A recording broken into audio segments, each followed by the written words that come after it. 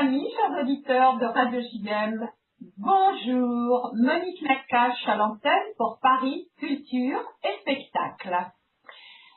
Alors, pour la plupart d'entre vous, les vacances commencent à se conjuguer au passé et nous allons démarrer la saison, donc le début septembre, avec 2 livres passionnants. Je veux parler de 2 auteurs. Je précise, de Daniel Bartheloghez avec 28 rue de Marseille, qui est paru chez l'Harmattan. Et dans un deuxième temps, nous allons parler d'un livre écrit à 4 mains de Daniel Bartheloghez et de Diana Barcelo, la fille de Daniel. Ce livre a paru chez l'Harmattan et s'intitule Racines tunisiennes. Alors d'emblée, je vais dire bonjour à Daniel et lui donner la parole en lui demandant de se présenter. Bonjour Daniel. Bonjour Monique, eh bien oui, je suis Daniel Bartheloghez, je suis née à Tunis en 1943 et je vais vous raconter un petit peu quel a été mon parcours jusqu'à aujourd'hui. Alors Daniel, je sais que tu as quitté dans un premier temps la Tunisie. Alors pour les auditeurs, je précise que nous avons opté pour le tutoiement qui est nettement plus facile. Nous allons même peut-être véhiculer d'une langue à l'autre. Son premier départ de la Tunisie se passe en 52 à l'âge de 9 ans. Alors, raconte-nous un petit peu le souvenir que tu peux avoir d'une petite fille de 9 ans. Auparavant, j'aimerais te parler quand même du 28 rue de Marseille. Que représente le 28 rue de Marseille? Je voudrais dire que c'est là où j'ai souri à la vie pour la première fois. Que j'y suis née, ainsi que ma mère, mes oncles, mes tantes, mes frères et sœurs. Alors, ces appartements au 28 rue de Marseille donnaient sur une grande cour. Et chaque fois que je longeais le couloir pour y parvenir, j'avais l'impression de renaître. Oui, on garde toujours un souvenir très spécial, tu sais, de la maison de ses grands-parents. Tout à fait. Et celle-ci n'échappait pas à la règle.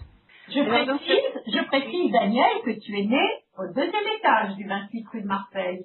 Oui, bien sûr, bien sûr. Et alors, dans cette cour, tout un petit monde de marchands, de danseurs, de chanteurs, de mendiants évoluait tour à tour. On aurait dit des acteurs sur une scène de théâtre. Et le public, c'était ceux qui étaient les voisins, tous les voisins qui étaient accoudés aux coursives. Et de dire aux auditeurs de la radio juive de Marseille que la famille Barcelo habite à Alicante en Espagne et que donc pour les besoins de l'émission, nous sommes en contact téléphonique avec parfois quelques petits problèmes de connexion dont vous voudrez bien nous excuser. Nous reprenons avec Daniel Bartheloghez. Alors vas-y Daniel. Oui, donc j'évoquais Boussadia, je voudrais évoquer les bédouines, tu sais, ces bédouines toutes tatouées aux habits colorés, voilà, qui étaient pleines de bijoux. Elles étaient quand même très, très pittoresques. Et ce qu'il y avait de remarquable, surtout dans cet endroit, c'était que toutes les portes d'accès aux appartements étaient grandes ouvertes. C'était une grande famille. Les voisins s'interpellaient d'un palier à l'autre constamment. Et dans les cuisines, le rythme cadencé du pilon du Mérez, tu sais, voilà, indiquait qu'on écrasait l'ail pour donner à la sauce tomate sa touche tout à fait méditerranéenne. Dans cette maison du 28, au 2e étage à droite, il y avait ma grand-mère, toujours assise sur son fauteuil. Elle brodait, ou elle jouait aux cartes, tu sais, à la scoba, quand il y avait de la télé, ce qui était pratiquement constant.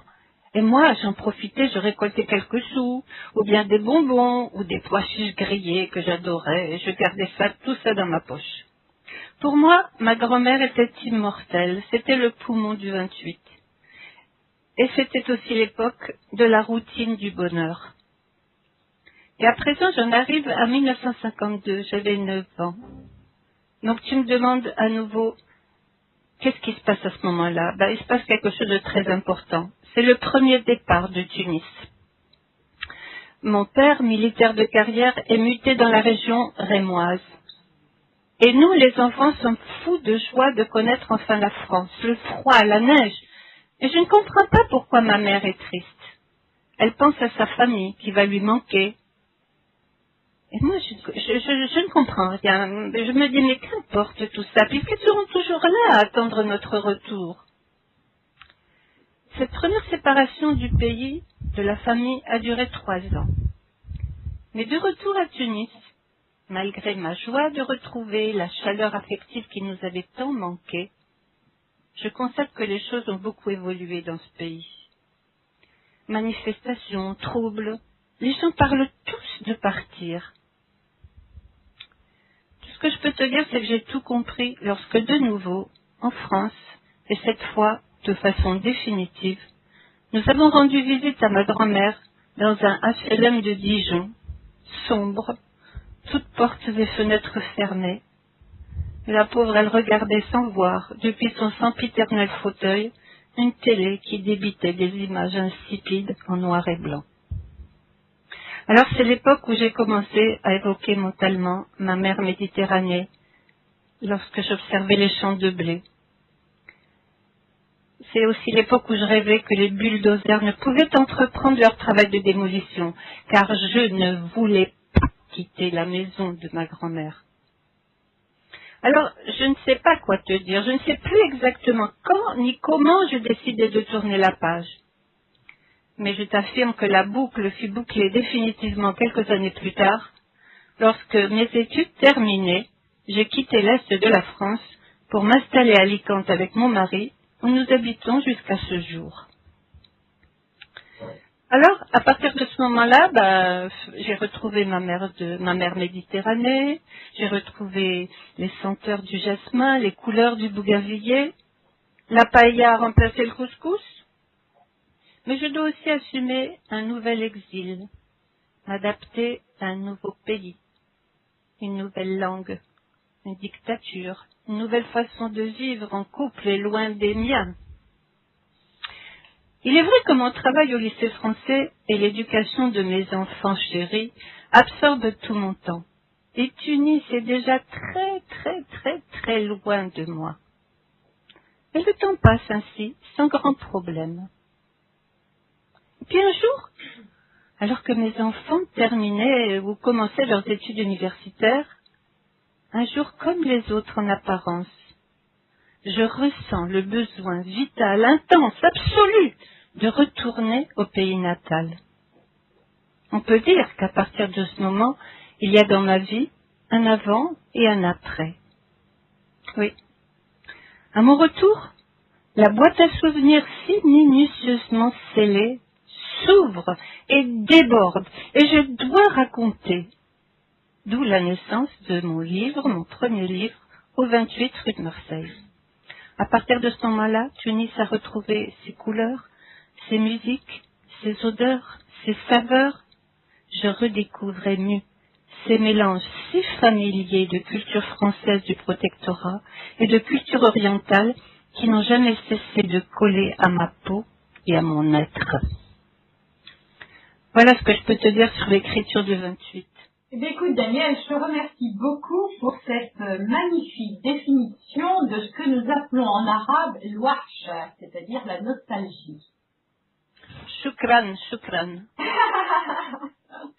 Et alors, nous allons maintenant rentrer un petit peu dans le détail, car j'aimerais que tu nous parles un petit peu de quelques petits souvenirs qui se sont raccrochés au 28 rue de Marseille et qui concernent, entre autres, les voisins du 19 de la rue Courbet. Ah, ces voisins, ils étaient adorables. Il y en a un d'ailleurs que j'ai retrouvé, non, tous. Quand mon premier livre est sorti, donc au 28 rue de Marseille, j'ai été à un salon du livre, le salon de l'éphémère, c'est ça. Et Jean-Pierre Allalé, qui était mon voisin du rez-de-chaussée, m'a fait la surprise de venir me retrouver. Il était aussi auteur d'un livre paru dans l'année, et il m'avait fait la surprise de s'asseoir juste à côté de moi. Et puis les autres voisins, je raconte aussi dans ce livre comment on recontacte les autres voisins. Je les avais donc prévenus que j'allais présenter ce livre à Paris. Et un à un, il m'avait dit, tu sais, non, ce jour-là, je pourrais pas venir, je suis malade. Ils avaient tous évoqué une excuse. Et moi-même, je lui disais, oui, c'est triste, finalement, c'est vrai, je n'ai pas assez maintenu le contact avec ces gens-là. Et Ils laissent un peu tomber, quoi. Bien Pour eux, sûr. c'est pas assez important, si tu veux. Mais non, tout ça, c'était faux. C'était monté par Jean-Pierre. C'était monté par Jean-Pierre et par Paul aussi, Paul Cohen. Et ils ont tous réapparu en bloc. Paul, Monique, André Cohen, Jean-Pierre, Lucien Funaro, et on était tous là, écoute. Que nous saluons tous, tout particulièrement dans cette émission. Adorables, c'est pas compliqué, adorables. Et vraiment, j'étais si heureux. On était tous là, écoute. On ne regardait même plus les gens qui s'intéressaient à nos bouquins. On était tous ensemble à évoquer nos souvenirs, notre enfance. C'était magnifique. C'était vraiment un moment magnifique, Monique. Alors, je ne voudrais pas tout découvrir à l'antenne, mais pour ceux qui liront ton livre, et je les souhaite très nombreux, il y a quelque chose de très drôle. Ce sont les retrouvailles de Robert, ton frère. Ton frère. Mon oncle. Pardon, ton oncle et Polo. Ah non, alors c'est mon frère.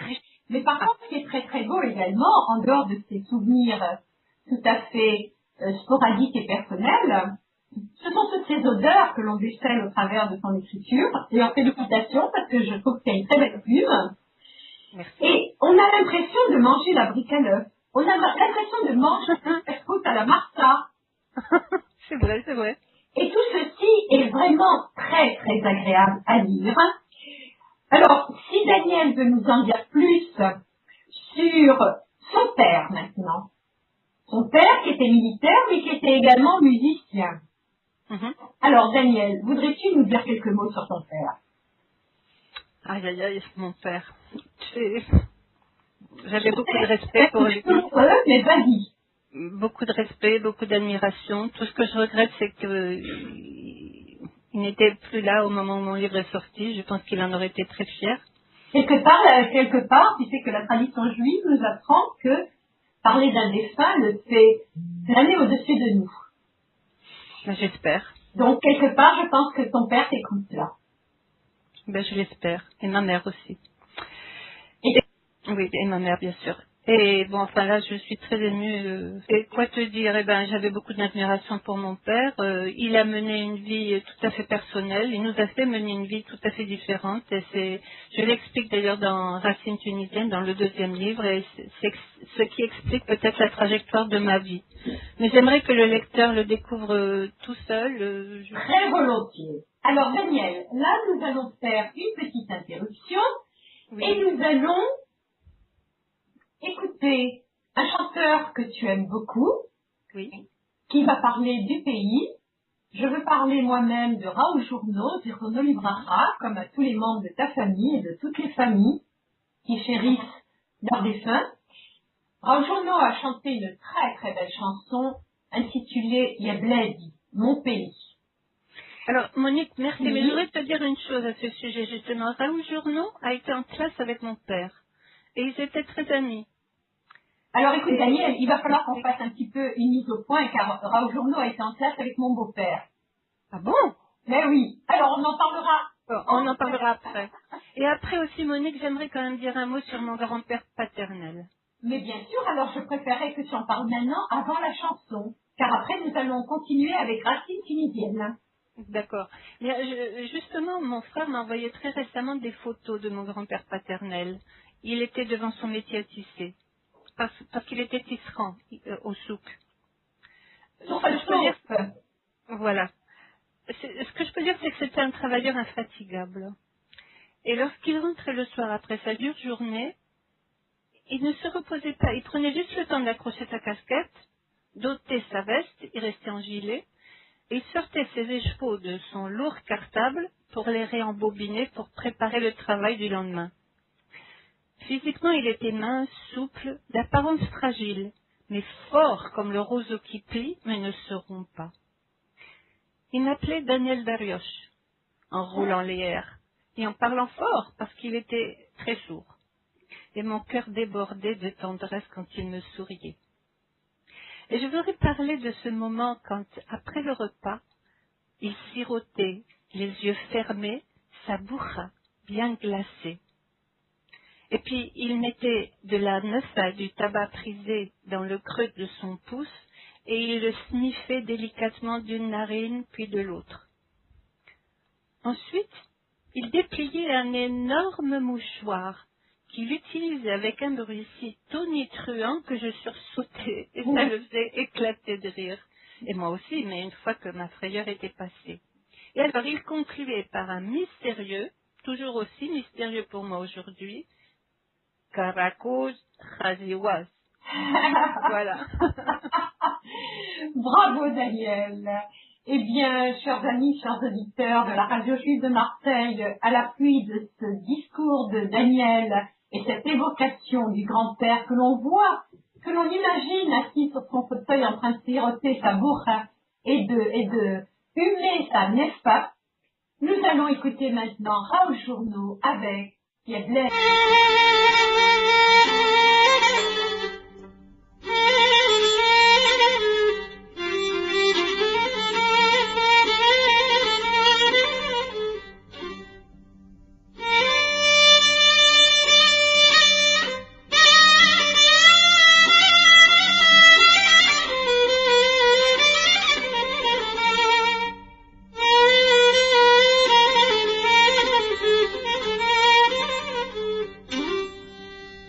يا بلادي ما ننساك نتفكرك تهيج ناري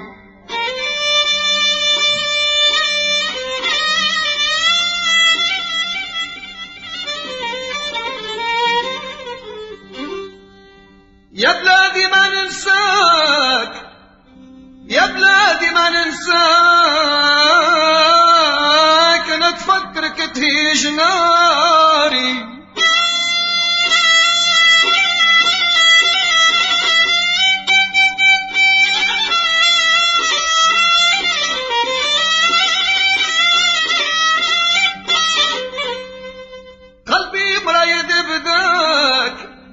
قلبي مريد بداك يا رب حن وداري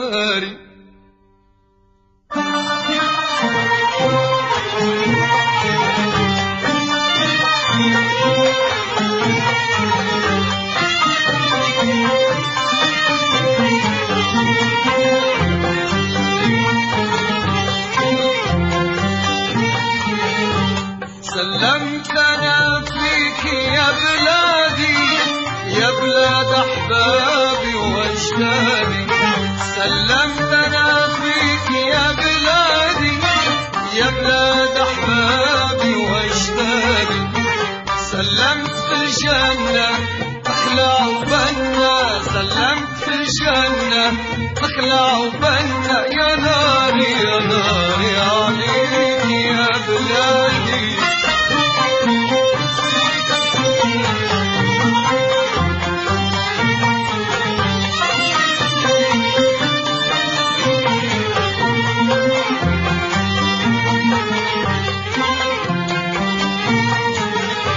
سلمت في بلادي المزيانة صواني بالغلة مليانة سلمت في بلادي المزيانة صواني بالغلة مليانة والنسمة والورد ريانة والنسمة والورد ريانة سلمت في زهوك يا بلادي يا ناري يا ناري عليك يا بلادي سلمت فيك يا بلادي يا بلاد أحبابي واجدادي سلمت فيك يا بلادي يا بلاد أحبابي واجدادي سلمت في الجنة اخلع وبنا سلمت في الجنة اخلع وبنا يا ناري عليك يا بلادي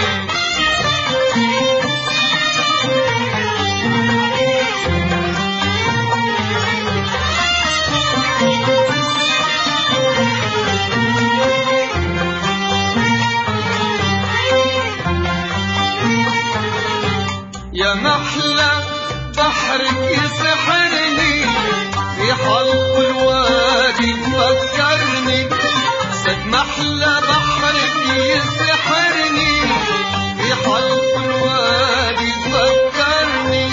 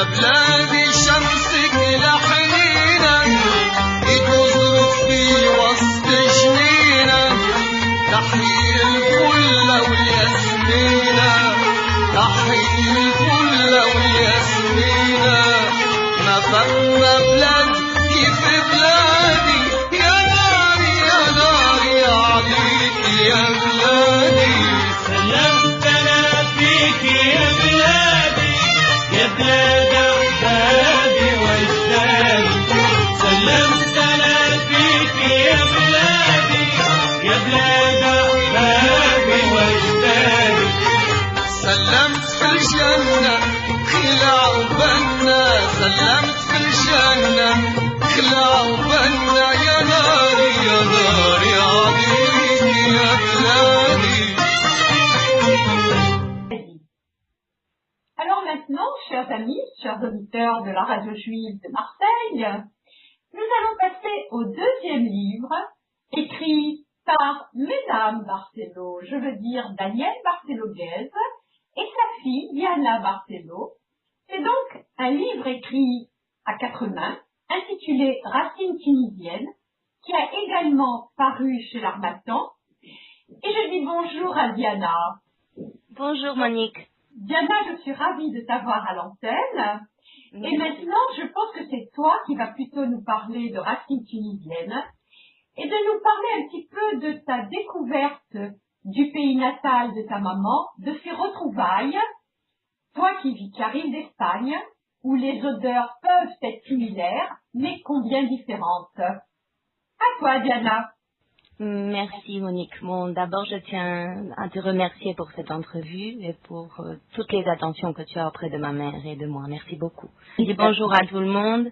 Et en fait, je pense qu'au début, je crois que comment j'ai ressenti le besoin d'aller en Tunisie avant de retrouver ce pays. Je dis bien de retrouver ce pays. Au début, quand j'en ai parlé avec ma mère pour faire ce voyage ensemble, c'était surtout pour lui faire plaisir parce qu'en fait, je ne pensais pas que ça avait quelque chose à voir avec moi. Et bon, les 2 dernières années de notre vie avaient été un peu dures pour toutes les deux. On avait besoin d'un voyage à deux, de se retrouver. Et vraiment, Tunis, je crois que c'était l'endroit parfait pour le faire. Donc, à la fin des fêtes de fin d'année 2009, je lui ai dit qu'on pourrait aller ensemble en Tunisie, à Tunis, en 2010. Elle a accepté.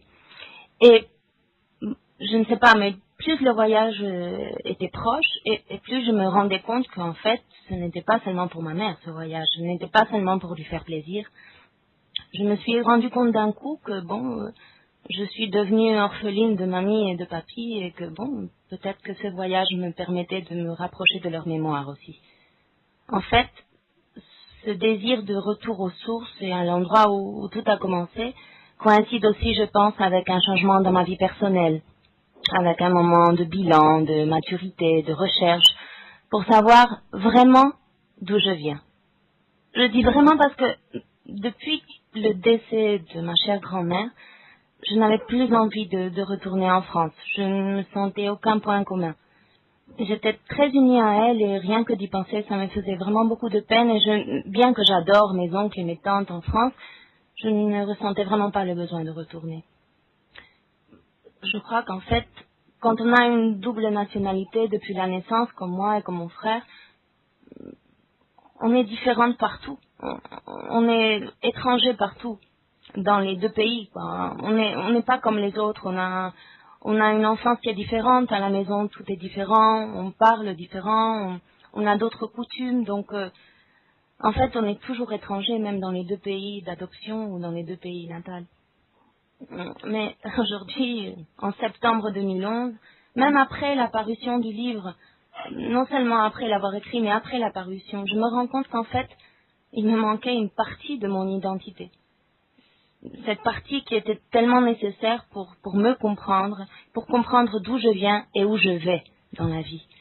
Et pour me sentir à l'aise dans mes deux pays, voire l'Espagne et la France, maintenant 3 avec la Tunisie et même avoir 4 avec cette récente découverte pour moi qui est l'Israël.